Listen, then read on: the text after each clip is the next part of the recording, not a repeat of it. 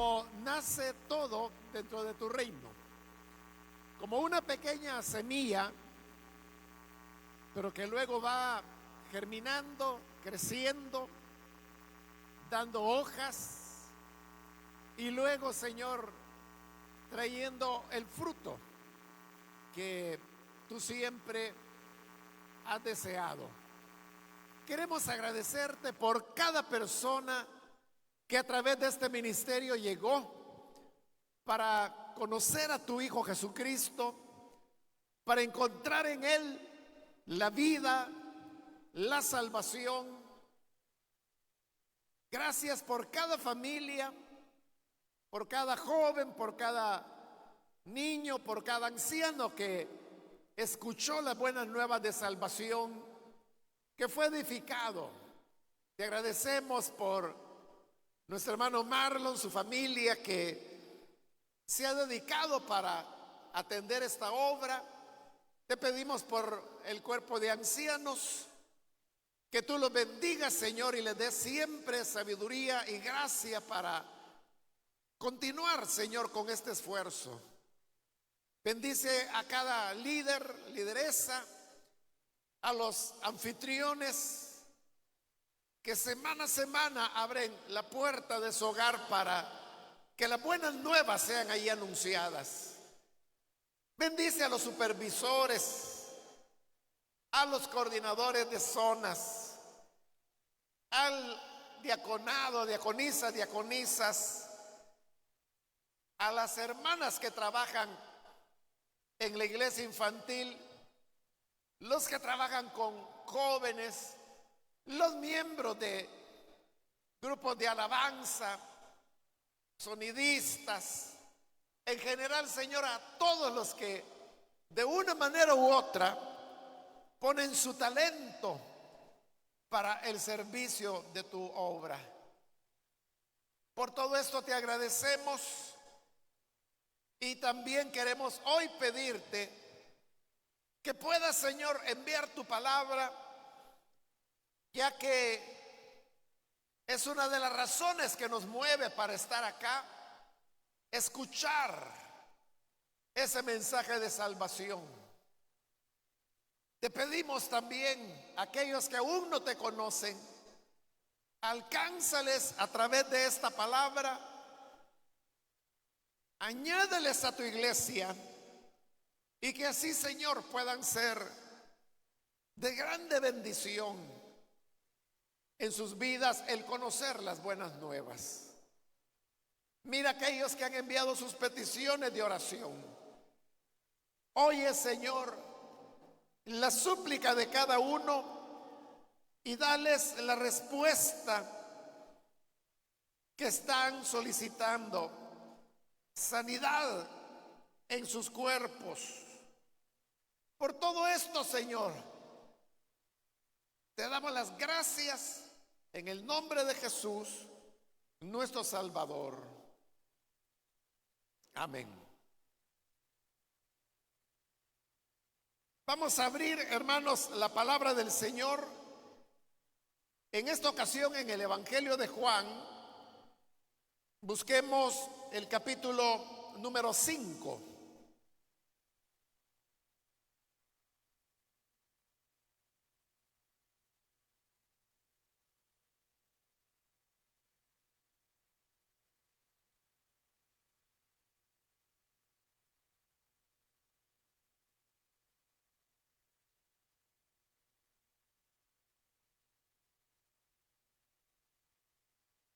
Capítulo 5 del Evangelio de Juan. Ahí vamos a leer al mismo tiempo, hermanos. Saludemos a la audiencia de Radio Restauración que están escuchando en este momento desde aquí de la filial en Lourdes hasta donde ellos se encuentren. Enviamos un saludo a todos los oyentes de Radio Restauración. Amén, gloria a Dios.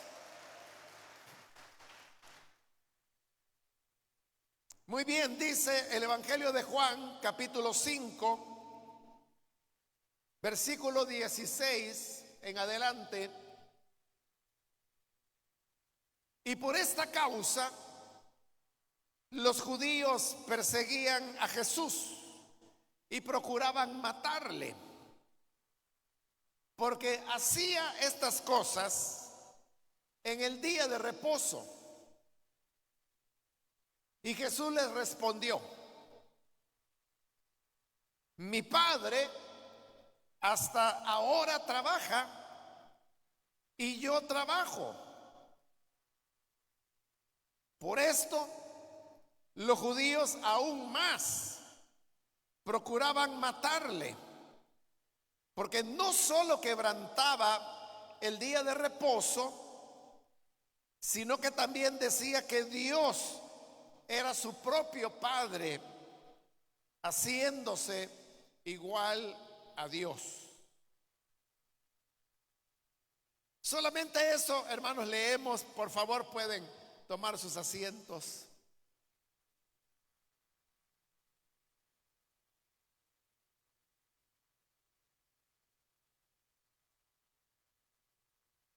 Hermanos, hemos leído este diálogo que se dio entre el Señor Jesús y los dirigentes religiosos judíos. Todo esto ocurrió porque el Señor había hecho una sanidad. Había un hombre que era paralítico, al cual el Señor había sanado, y el hombre había vuelto a caminar. El problema era que esto el Señor lo había hecho en el día de descanso, el día sábado, en el cual desde el tiempo antiguo, a través de Moisés, el Señor le había pedido a su pueblo que en ese día pudiera descansar. Pero como ocurre con todas las cosas, los hombres religiosos comenzaron a hacerse preguntas acerca del mandamiento de que había que descansar en el día de reposo. Y la pregunta más que todo era que qué cosas se podían hacer y qué cosas no. Porque claro, estaba muy bien entendido que las personas no deberían realizar una tarea laboral. Por ejemplo, no podían ir a sembrar la tierra, no podían levantar cosechas. Los que eran pescadores no podían ir a pescar en el día de reposo. Los que eran artesanos no podían trabajar en sus talleres, porque todo esto era trabajar. Y Dios decía que en el día de reposo había que descansar. Pero luego comenzaron a preguntarse de otras cosas, como por ejemplo, si en la casa ellos podían preparar comida o no. Entonces algunos razonaban y decían, bueno, lo que ocurre es de que los oficios de la casa, aunque no se consideraba un trabajo como la agricultura, como la pesca, como la artesanía, pero decían es trabajo. Por lo tanto, también se prohibió que se pudiera cocinar, por ejemplo, en el día de reposo. Y no solo se prohibió el cocinar, sino que incluso encender cualquier fuego no se hacía. Pero luego comenzaron a surgir otras preguntas, como por ejemplo, ¿y uno puede caminar en el día de reposo? Por supuesto que caminar no es un trabajo, pero ellos decían, si el mandamiento es descansar, una persona que va a caminar no está descansando, sino que anda caminando. Eso por un lado, pero por el otro lado decía, oigan, pero realmente en el día de reposo no puede uno pasar todo el día acostado en la cama. Porque algunos incluso decían, hay que ir a la sinagoga para escuchar la lectura de la ley. Y la sinagoga, aunque había sinagogas en varios lugares, había que caminar para ir. Entonces, ¿se podía caminar o no se podía caminar? Así fue como ellos establecieron un límite y dijeron: sí se puede caminar, pero se puede caminar solo una distancia corta. Esa es la razón por la cual usted encuentra en el Nuevo Testamento que se habla camino de un día de reposo. Camino de un día de reposo, que significaba que la cantidad máxima a caminar en un día de reposo era más o menos el equivalente a unos 3 kilómetros. Tal vez a nosotros hoy nos parezca que 3 kilómetros es bastante, caminar bastante, pero para la época no. En esa época ya había carruajes, por ejemplo, ya había animales que se podían montar para ir de un lado a otro, caballos, asnos, camellos, pero no todas las personas tenían posibilidades de poder tener uno de estos medios. De manera que la mayoría lo que hacía era caminar. Pero estamos hablando de caminar 30, 40 kilómetros. Por lo tanto, hablar de 3 kilómetros será nada.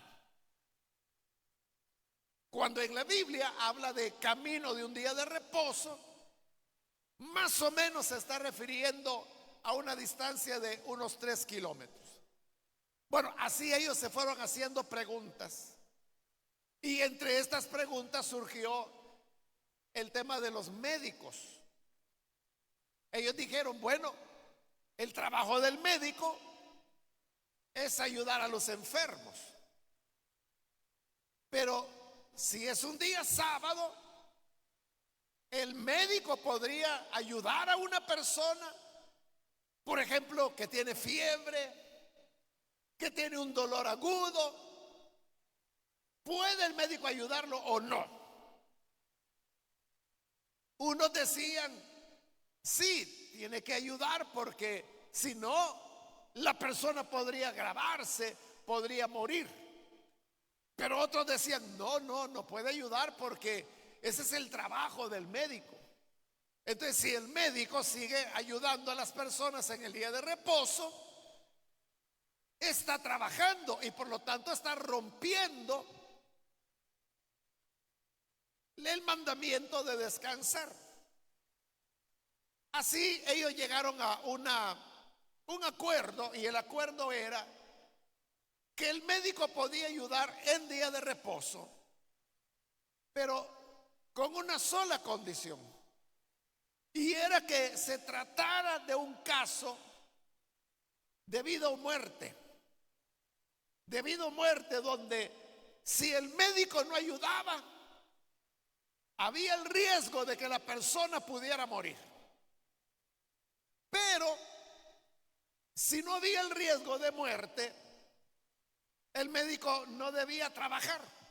Por ejemplo, si alguien tenía fiebre, ¿qué le pasa? Que tiene fiebre. Bueno, entonces que se aguante el día sábado, y cuando el día sábado haya terminado, el médico va a llegar a verle. Todo dependía si era un caso de vida o muerte. Bueno, así estaban las cosas. Pero ahora Jesús había sanado a este hombre que era paralítico. Y en lugar de que la sanidad del hombre hubiera sido un motivo de celebración, se convirtió en un motivo de ataques en contra de Jesús. Debió haber sido, como le digo, un motivo de celebración, sobre todo porque este capítulo nos dice que ese hombre tenía 38 años sin poder caminar. 38 años paralítico. Pero ahora, en un instante, el Señor lo había sanado y el hombre andaba caminando. Solo ese hecho de que el hombre hubiera sido sanado después de 38 años de parálisis debió ser un motivo de fiesta, un motivo de gran celebración. Pero ¿qué fue lo que provocó?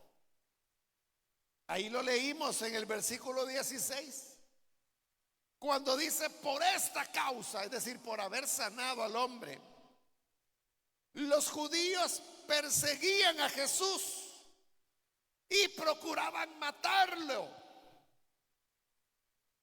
Entonces, en lugar de celebrar la obra que Dios había hecho, lo que querían era matar a Jesús, perseguirlo, atacarlo. ¿Y todo por qué? Porque ellos pensaban que Jesús no debía haberlo sanado en el día de reposo. Porque preguntémonos, que el hombre fuera paralítico, esto era una causa de muerte. Se iba a morir si no se le ayudaba en el día sábado. No se iba a morir, porque una persona puede ser paralítica y vivir tranquilamente, como este hombre que llevaba ya 38 años siendo paralítico y la parálisis no lo iba a matar. Por lo tanto, no era necesario que Jesús lo sanara en día sábado. Pudo haber esperado que terminara el día de reposo para sanarlo, pero Jesús lo había sanado en el día de reposo. Lo que aquí estaba ocurriendo es que el Señor Jesús estaba poniendo las cosas en el orden correcto, como Él lo enseñó. En otros pasajes donde también en día sábado Él había ayudado a los enfermos. Y Jesús decía esto: el día de descanso fue hecho para beneficiar al hombre, no para que el hombre beneficie al día. Y eso era así. Cuando el Señor dijo que 6 días trabajarás, pero el séptimo día, que era el día de descanso, el día de reposo, el día sábado, ese día no descansarás. Pero ¿por qué Jesús o Dios dijo eso a través de Moisés? Lo dijo porque Dios lo que quería era que el ser humano tuviera un día de descanso. Hermanos, estamos hablando de la antigüedad. La ley de Moisés fue dada más o menos unos 2500 años antes de Cristo. Es decir, estamos hablando de una verdadera antigüedad. Y en esa época la jornada de trabajo era desde que salía el sol hasta que se ponía el sol. De ahí es donde viene la expresión que miles de años después todavía continuamos usando cuando decimos, por ejemplo, yo trabajo de sol a sol. Hace referencia a eso, a la antigüedad, que desde que el sol salía hasta que se ponía, la persona trabajaba. Es decir, más o menos eran unas 12 horas de trabajo al día. Pero no solo eso, sino que además no descansaban nunca. Nunca. No había fines de semana, no había día de descanso, no había nada. Por eso es de que las personas morían a una edad relativamente joven para nosotros, ¿no? Por ejemplo, cuando Pablo escribía sus cartas, Y él decía que era ya anciano, como lo dice por ejemplo en su carta a Filemón. Pablo dice: yo anciano. Pero hoy sabemos que Pablo, más o menos, cuando escribió eso, andaba ahí como entre los 52 años de edad. Y él decía que ya era anciano. Pero era por eso de que era tan desgastante la vida, que los años de vida eran cortos. Las personas morían relativamente jóvenes. Entonces Dios dijo: van a tener un descanso. Un día a la semana van a tener un descanso. Entonces, ¿por qué Dios dio el día de descanso? Para bendecir al hombre, para que pudiera recuperar fuerzas. Hermanos, ¿qué sería hoy en día, por ejemplo, si usted le tocara trabajar todos los días sin descanso? Bueno, hay personas que por ganar un poquito más nunca paran, sobre todo en el comercio. Trabajan y trabajan y trabajan, o sea, nunca tienen descanso. Vacaciones, hermanos, ni se les ocurre. No descansan nunca. Pero ¿qué ocurre con esas personas? Son las que primero se enferman, son las que primero tienen problemas, son las que padecen de insomnio, son las que su salud se va deteriorando rápidamente. Dios no quiere eso.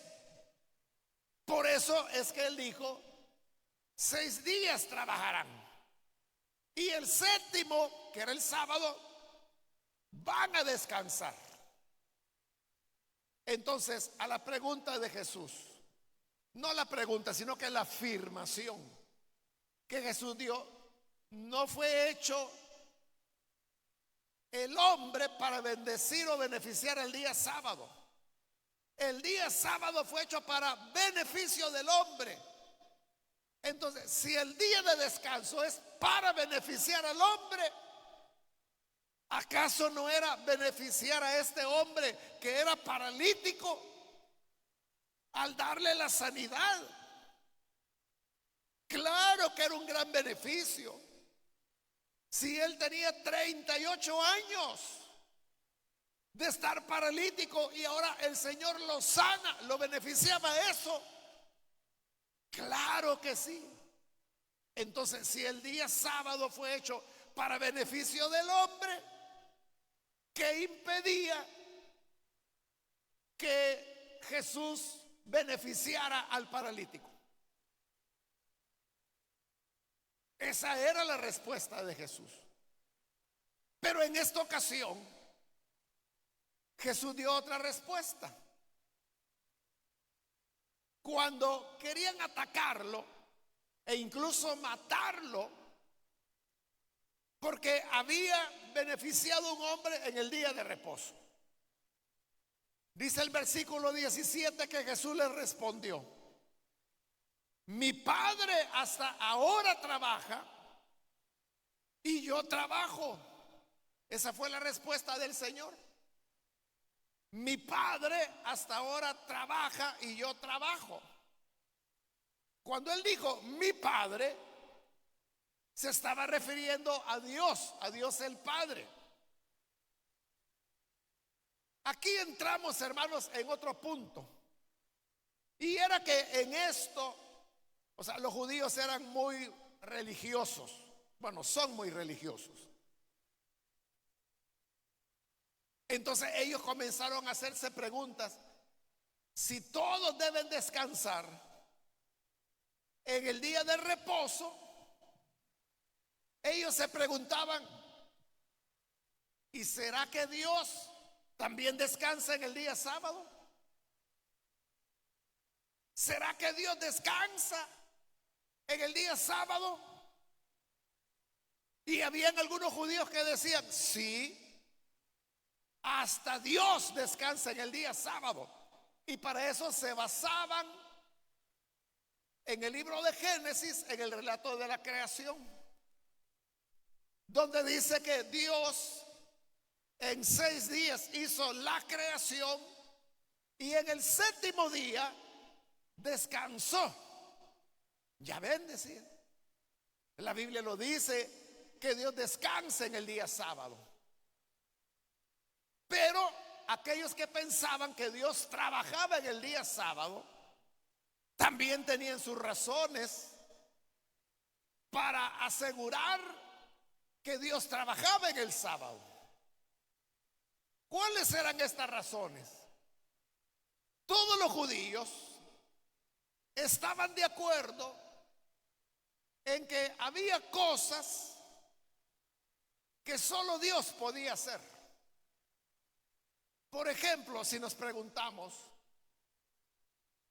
¿quién es el que hace que cada mañana se levante el sol? ¿Quién hace salir al sol?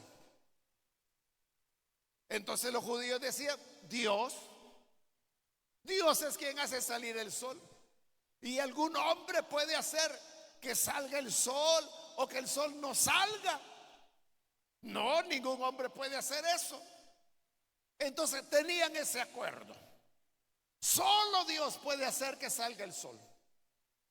En segundo lugar, ellos se preguntaban, ¿quién puede hacer que caiga la lluvia para que la tierra dé las cosechas?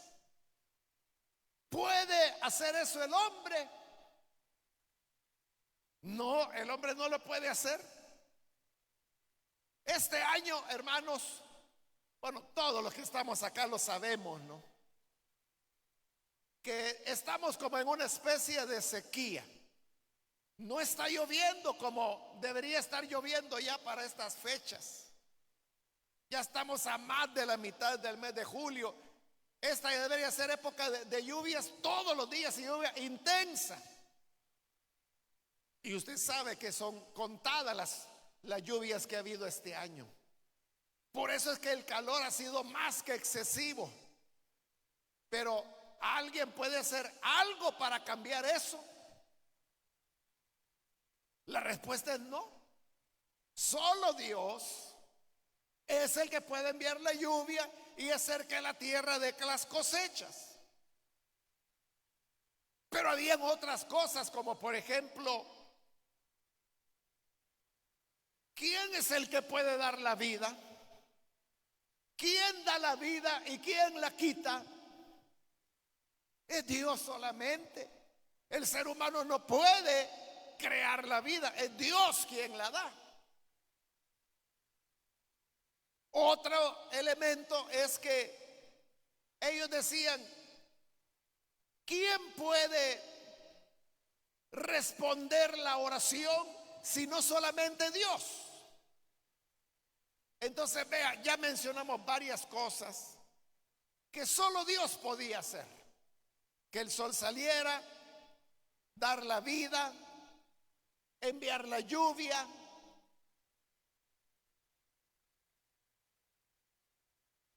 Estas cosas, responder a la oración, solo Dios lo podía hacer. Pero, hermanos, todos sabemos que en día sábado el sol sigue saliendo. En día sábado llueve. En día sábado nacen bebés. Dios está dando la vida.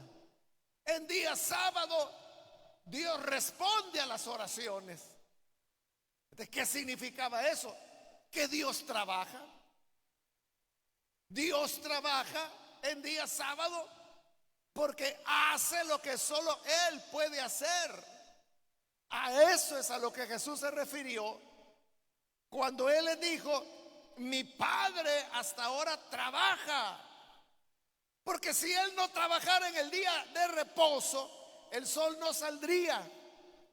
Nunca nacería un bebé en día sábado. Nunca habría lluvia en día sábado. No habría respuesta a las oraciones en día sábado. Pero como el Padre sigue trabajando, Jesús dijo, mi Padre trabaja, yo trabajo. Con esto Jesús estaba enseñando que las cosas no son como la religión lo dice, porque eso es lo que había pasado, que el mandamiento de descansar en día sábado, ellos lo habían tomado como una religión, habían construido toda una religión alrededor del día sábado. Y se habían olvidado de lo principal. Lo principal era si en ese día sábado el ser humano estaba siendo beneficiado o no. Este es un error en el que fácilmente pueden caer las personas e incluso las iglesias. Porque muchas veces las iglesias se enfocan más en la forma, en cómo se hacen las cosas, en lugar de enfocarse en que si estas cosas están beneficiando a los seres humanos. En muchas iglesias creen que la pregunta correcta es: ¿se está haciendo como siempre se ha hecho? Porque las iglesias se convierten en guardianes de una tradición. Entonces la pregunta es: ¿se están haciendo las cosas como siempre se han hecho o las estamos cambiando? Esa es la preocupación. Y la pregunta no debería ser esa. La pregunta debe ser: ¿están siendo beneficiadas las personas? ¿Están siendo beneficiadas las personas? Ese es el punto. Y a esto es a lo que Jesús quería dirigir las cosas.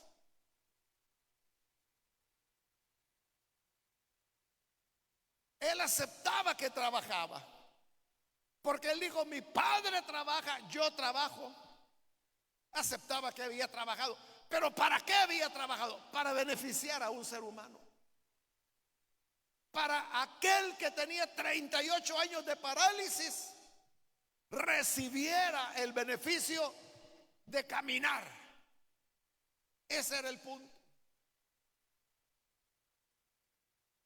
Entonces nosotros debemos ser muy cuidadosos, porque vea, uno no se da cuenta del paso del tiempo. Uno no se da cuenta de cómo los años van pasando, pero el tiempo va pasando.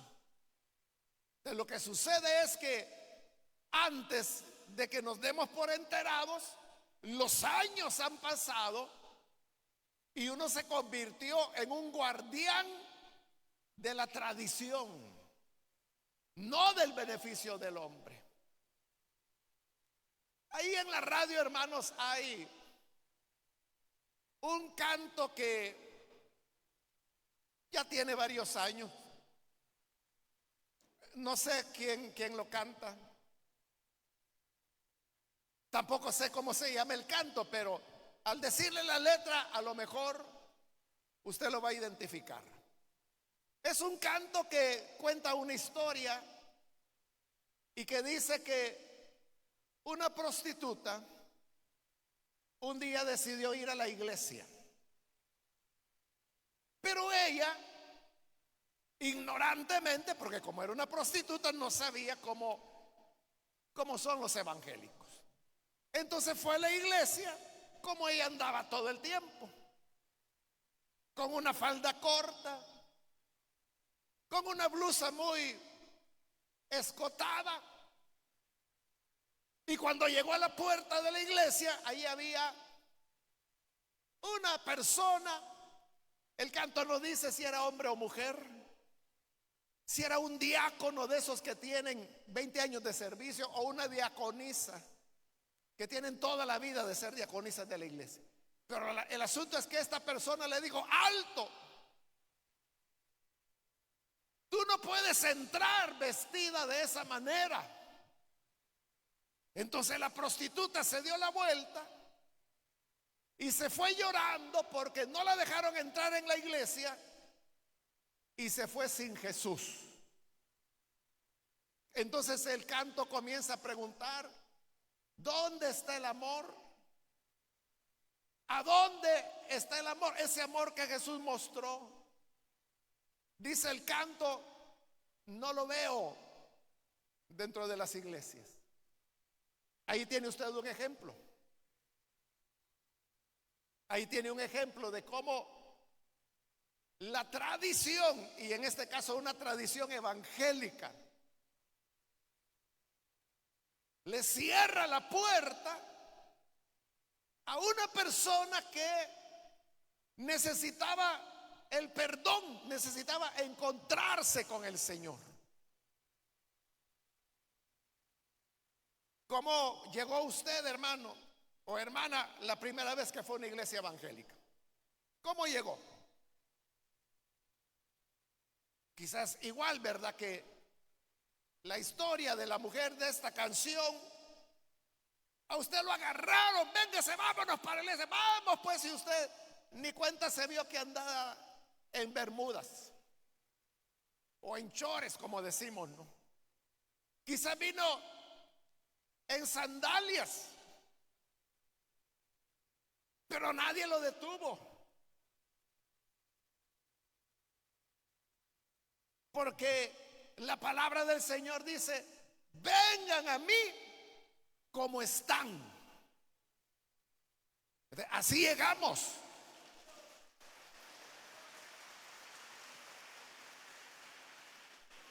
Así llegamos. Pero llegamos, hermanos, hace décadas. Llegamos hace décadas. Y como hace tanto tiempo, ya no nos acordamos. Hoy ya nos hemos convertido en diáconos, en protocolo de la iglesia. Y somos los que en la puerta le decimos quién puede entrar, quién no puede entrar, olvidándonos cómo nosotros mismos llegamos. Eso es lo que Jesús quería cambiar. Ellos estaban más preocupados por el día sábado que de un ser humano que era paralítico. Por eso es que el Señor respondió: mi Padre trabaja.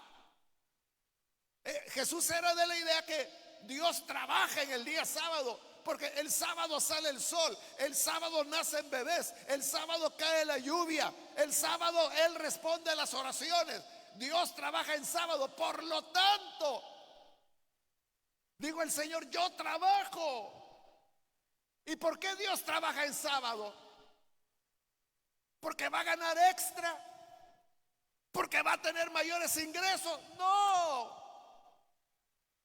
Dios trabaja en el día de reposo para beneficiar al ser humano, para bendecirnos.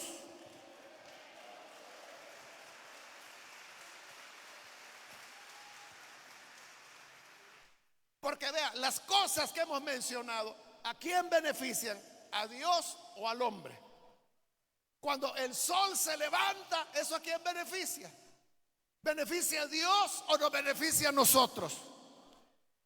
Cuando un bebé nace, ¿a quién beneficia? ¿A Dios o es una bendición para nosotros? Cuando la lluvia cae, ¿eso beneficia a Dios o beneficia al ser humano, sobre todo al agricultor? Cuando Dios responde a una oración, ¿a quién beneficia? ¿A él o a quien hace la oración? Entonces, Dios trabaja para el beneficio, para bendición del ser humano. Y por eso Jesús dijo: yo trabajo. Pero note en esa palabra del Señor: mi Padre trabaja y yo trabajo. Es una frase profunda. Porque una cosa sería que yo dijera: en día sábado mi Padre trabaja, por lo tanto yo voy a trabajar con Él, o voy a entrar en el trabajo de Él. Eso es una cosa. Pero si yo digo: mi Padre trabaja y yo trabajo, me estoy poniendo como igual de Dios. Mi Padre trabaja y yo yo, igual que él, trabajo. Entonces Jesús lo que estaba diciendo era que él era uno con el Padre, que él tenía la misma naturaleza divina. Y oiga, los judíos podían ser amargados, estaban planeando matar al Señor, pero tontos no eran. Tontos no eran. Ellos entendieron claramente lo que Jesús quiso decir con esa frase: mi Padre trabaja, yo trabajo. Ahí lo dice el versículo 18. Dice: por esto los judíos aún más procuraban matarle. Y oiga, porque no solo quebrantaba el día de reposo, sino que también decía que Dios era su propio Padre, haciéndose igual a Dios. Haciéndose igual a Dios. Lo entendieron ellos. Y exactamente eso es lo que Jesús quería decir. Mi Padre trabaja, yo trabajo. Se hacía igual a Dios. Si Dios y su Hijo Jesús son la divinidad, eso nos muestra que lo que Dios busca y desea es el beneficio del ser humano, bendecir al ser humano. Entonces nosotros debemos entender que ese es el propósito. Para una persona que ya es mayor, ya es adulto, un adulto mayor, sus gustos musicales, los géneros musicales que le gustan, son los de su época. Pero cada época tiene sus propios gustos musicales. Entonces los jóvenes tienen su propio género de música cristiana que les gusta. A los adultos no les agrada, porque a ellos les gusta otro tipo de música, música de cuerdas, cosas así. Y no tiene nada de malo, como tampoco tiene nada de malo que a los jóvenes les guste otro tipo de música. Pero el adulto dice: esa no es música, ese es ruido. Esa música es del mundo, olvidándose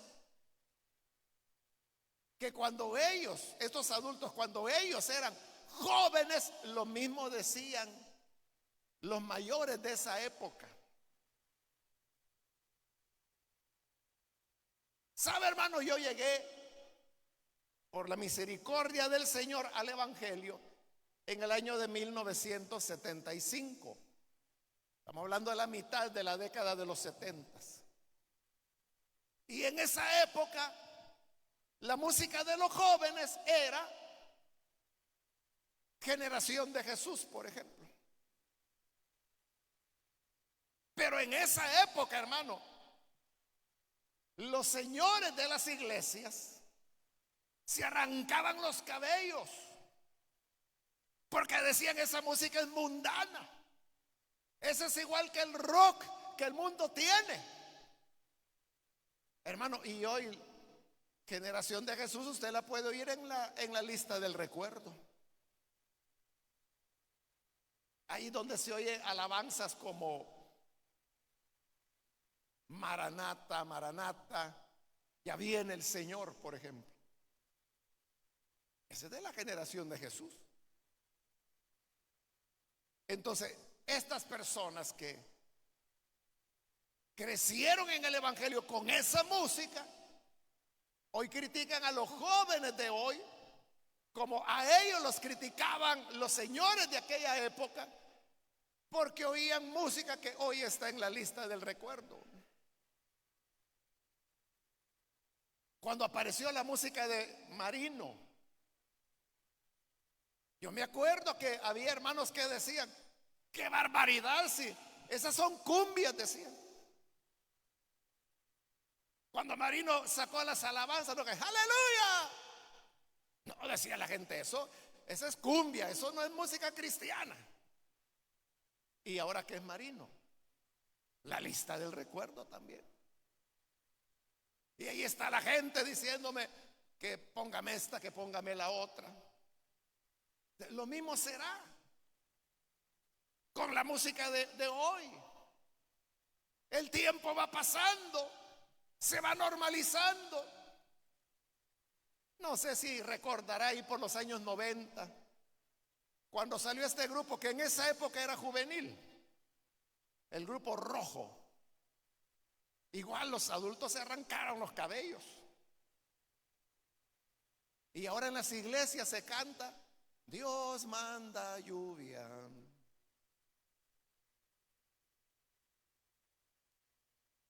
La gente la ha tomado como un canto de adoración y es de Rojo. Es lo que le digo, el tiempo va pasando. Pero ¿qué ocurre? Que por condenar las cosas que a usted no le agradó que le hicieran, nos estamos olvidando de beneficiar a los jóvenes. Recuerdo, hermanos, ahí por la década de los 90 también, en un aniversario de la radio en Santa Ana, yo estaba allá. Invitamos a Danilo Montero que llegara con su grupo. Danilo Montero estaba en la nube en ese momento, estaba en la cumbre de su éxito. Por eso lo invitamos. Y yo recuerdo que platicando con él el día sábado, el evento en el estadio era el domingo, entonces el sábado, platicando con él y los músicos que andaban con él, salió ese tema y alguien dijo, como sintiéndose un poco orgulloso de Limber, digo, no, es que nosotros lo que hacemos en el IN es adorar. Nosotros no, lo que queremos no es estar emocionando adolescentes que van a venir a gritar porque aquí está Danilo Montero. Y entonces recuerdo que Danilo lo que dijo fue, realmente dijo, nosotros no cantamos ni para adultos ni para adolescentes, nosotros adoramos al Señor. Y si al adorar al Señor el adulto es bendecido y el adolescente con todos sus gritos es bendecido, nosotros estamos agradecidos con el Señor por eso. O sea, una gran respuesta, ¿no? Una gran respuesta. Porque el adolescente así es. ¿O acaso no eras así tú? El adolescente así es, pero si eso es lo que les va a beneficiar, trayéndoles a salvación, debemos ser como Jesús. Mi Padre trabaja, yo también trabajo. Que Dios nos ayude. Vamos a cerrar nuestros ojos y antes de orar yo quiero hacer una invitación para aquellas personas que todavía no han recibido al Señor Jesús y que al escuchar la palabra se dan cuenta que no es como a veces imaginamos, de pasar de una iglesia a otra, o que las iglesias muestran severidad. No, las iglesias deben ser una familia de amor que recibe al necesitado y que sigue lo que la palabra dice: vengan tal como están. La pregunta, como le dije, no es ¿se está haciendo todo igual que siempre? No, la pregunta debe ser: ¿están siendo beneficiados las personas, los jóvenes, los ancianos, los niños? ¿Están siendo beneficiados? Yo quiero invitar, si hay con nosotros algún amigo o amiga que por primera vez necesita recibir a Jesús como su Salvador, este es el momento para que usted pueda venir a la salvación. Y si hay alguien que necesita venir a Jesús, que hoy le va a recibir por primera vez, por favor, en el lugar donde se encuentra, póngase en pie en señal que usted desea recibir a Jesús, y nosotros vamos a orar por usted. Esa es la razón de pedirle que se ponga en pie, que queremos orar por aquellos que vienen al Señor. Por lo tanto, ¿hay alguien, algún amigo, amiga que necesita venir a Jesús por primera vez? Este es su momento.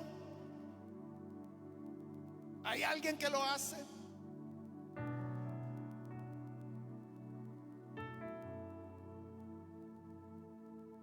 Póngase en pie y vamos a orar por usted.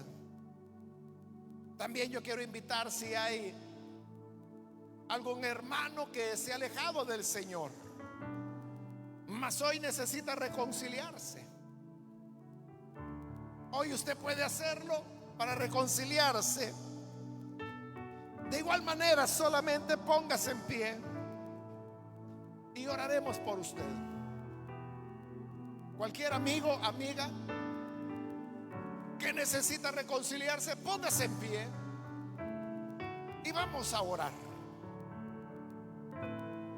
La gracia del Señor siempre está disponible. Y si usted necesita perdón, necesita reconciliación, hoy es el momento de hacerlo. ¿Hay alguien que puede ponerse en pie?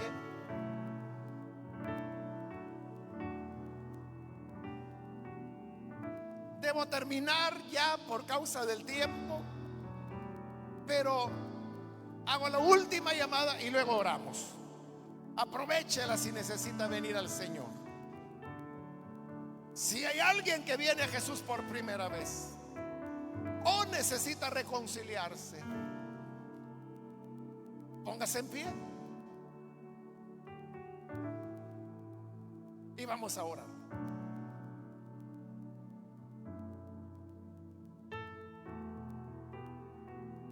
Señor, te damos las gracias por tu palabra. Ayúdanos para que como iglesia que hoy llega a estos 39 años, continuemos manteniendo viva la enseñanza que tú diste, que el hombre no está para beneficiar a la religión, sino que son las religiones, son las iglesias las que deben beneficiar al hombre. Ayúdanos para que siempre tengamos esa mirada de amor, de compasión hacia el más necesitado. En el nombre de Jesús, ayúdanos a hacerlo. Amén. Amén.